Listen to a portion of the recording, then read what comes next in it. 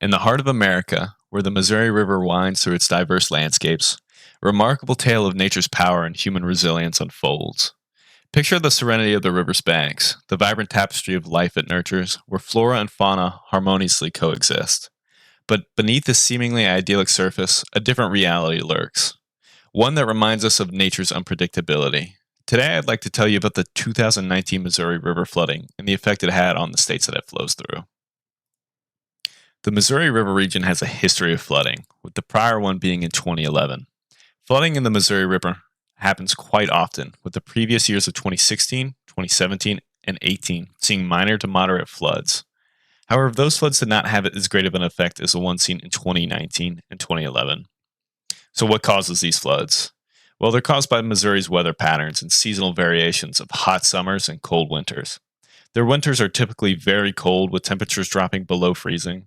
Then, transitioning into spring, temperatures shift from cold to warm, causing an excess amount of melting snow. On top of that, rain patterns tend to pick up. And in the case of the 2019 floods, precipitation was very high. With the higher levels of precipitation and melting snow, a large flood was bound to happen, and it did. So, how bad was it then? And what areas did it affect? The flooding in 2019 was significant and had a widespread impact. Not only did it affect Missouri, it as well affected Nebraska, Iowa, South Dakota, and Kansas. During the flood, the river swelled to an enormous size. As seen in the middle picture, you can see it grew to more than triple its size, devouring and washing away anything that was close to its sides. It swallowed farmland and homes and left many core infrastructures unusable. It lasted several months, starting in early spring and continuing to the fall. Like I said, flooding for the Missouri River is not uncommon, and many speculate that flooding will continue to get worse as climate change becomes more and more of an issue. This is because as climate change increases, the intensity, frequency, and precipitation levels of storms increase as well. Not only does it make things more intense, it makes events such as the floods in 2019 harder to predict because weather patterns become more erratic with continued climate change. You're probably saying to yourself, wow, the months of flooding probably had a huge impact on the people who lived in the state. And sadly, you'd be right. The flooding caused the displacement of thousands of residents who were evacuated from their homes as rivers and tributaries started to flood uncontrollably. Families were separated from their homes while emergency shelters were set up to accommodate the displaced. 3 people died directly from the flooding, while many people were injured from evacuation procedures, traffic accidents, and exposure to contaminated floodwaters.